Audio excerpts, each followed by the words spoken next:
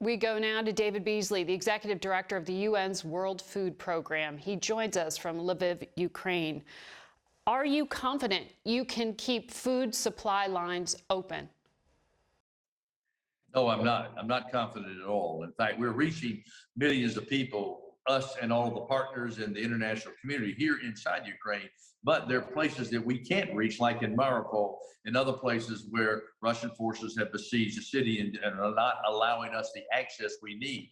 If we get the access, if we deconflict these access points, we can reach every single person that is suffering, struggling for food right now. That's not complicated. We just need the access while we continue to reach out to those. For example, there's already, as you know, 4.5 million or more people that have fled the country in terms of strangers, but at the same time, you still have over place like we're standing right now in Lviv, where 200,000 of those people are being supported by the World Food Program, NGOs, churches, the local government.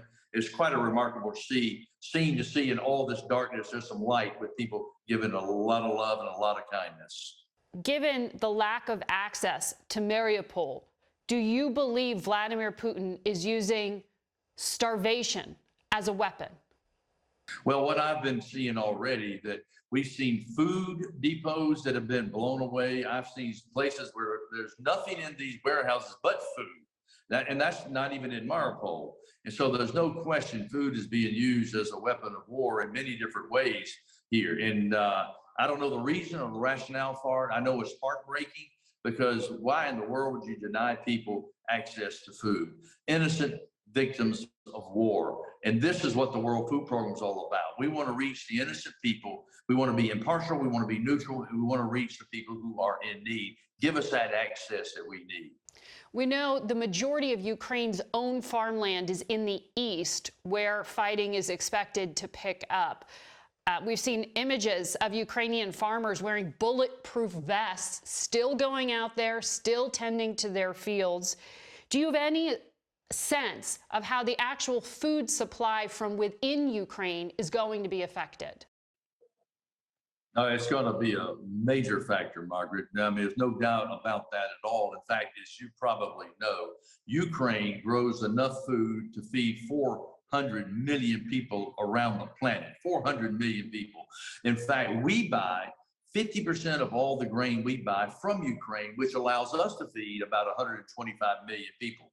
And this is a very serious problem. If we don't get the farmers back in the field, not just a few, but all the farmers back into the field so they can plant, they can put fertilizer out, they can harvest, and then equally as important is we've got to get the ports open again. If we don't get those ports open again, because the Black Sea is shut down right now, that's the basis and the way by which 400 million people get their food from Ukraine right now. So that's got to be opened up. It's got to be demined. It's got to be deconflicted. And it's got to happen quickly.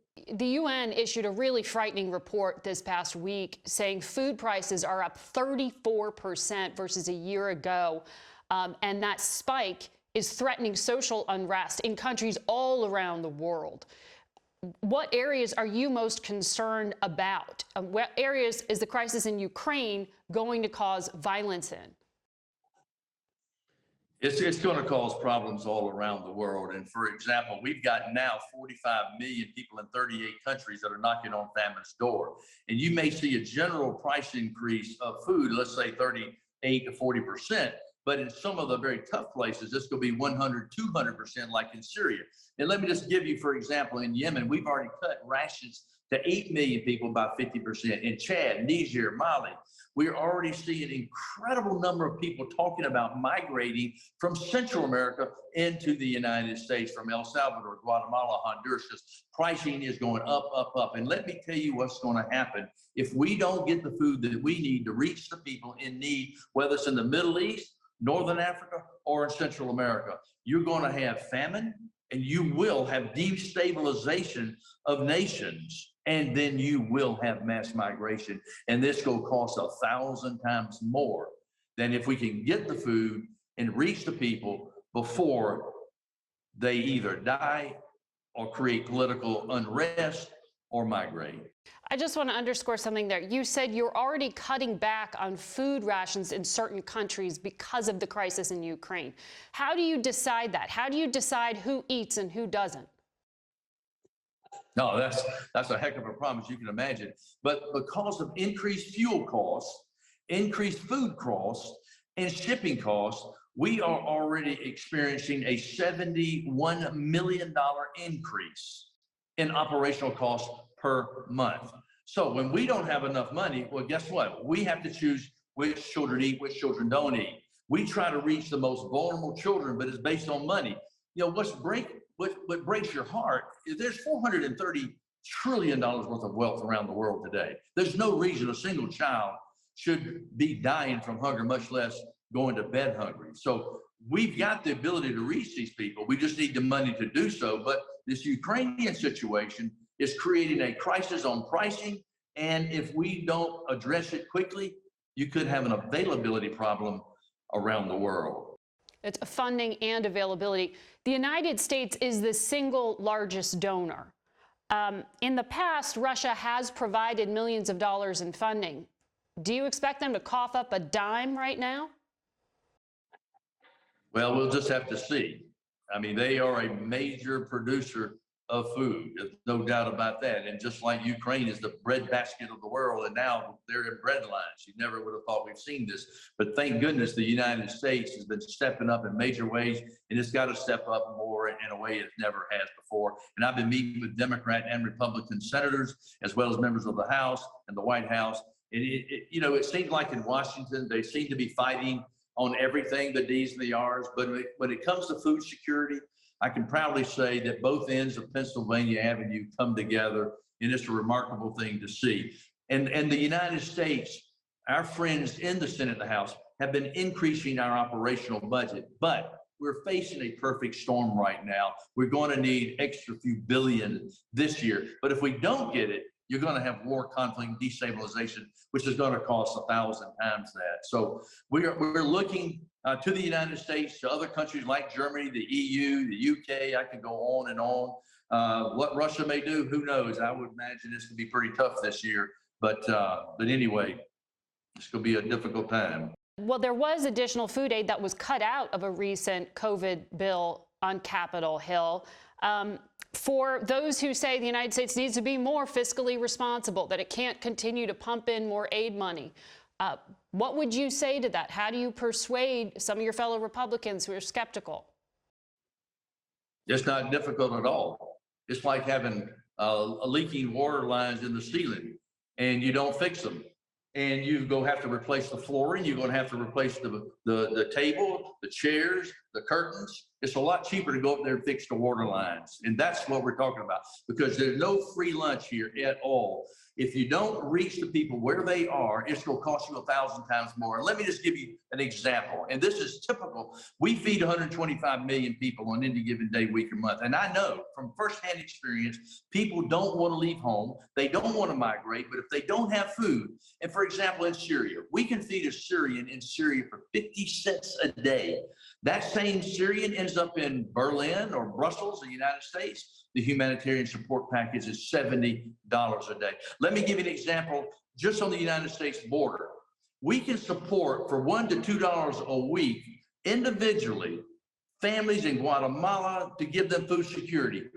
But if you go back and look at the analysis, the Washington Post did a story whereby there's shelters along the border. Shelters for children, $3,750 per child per week. And for $1, we can give food security for that child at home. So you're going to pay for it one way or the other. Why don't we do it the right way, the cheap way? Because you're going to pay for it 1,000 times more if you don't act. It's not complicated. The World Food Program put out a report saying back in 2015 that surge of Syrian migrants into Europe was driven by a cut of funding in World Food Program aid, because people couldn't find food in the camps. They went elsewhere. Are you predicting, and that's what I think I hear you saying, that you see a refugee crisis resulting if there is not more food aid? I have no question about it. I mean, how many times do you have to be hit over the head by the same, hammer? And this is what Germany and the EU realize their mistake. I have talked with the German leadership, and they realize the mistake they made by not going in advance and dealing with it up front. And for example, in Germany alone, just over a 5-year period with 1 million refugees, it cost them $125 billion. Do the math. We could have fed those 1 million for 50 cents per person per day. And you do the math, 50 cents versus $70 per day. It's not complicated. And guess what? The Syrian did not want to leave home. We survey people all the time. When you feed 125 million people like we do, we survey them, we talk with them. I have met with families. They don't want to leave home, but if they don't have food, I don't know a mother or father in the world that wouldn't do what they need to do to get their child food, and that includes leaving home.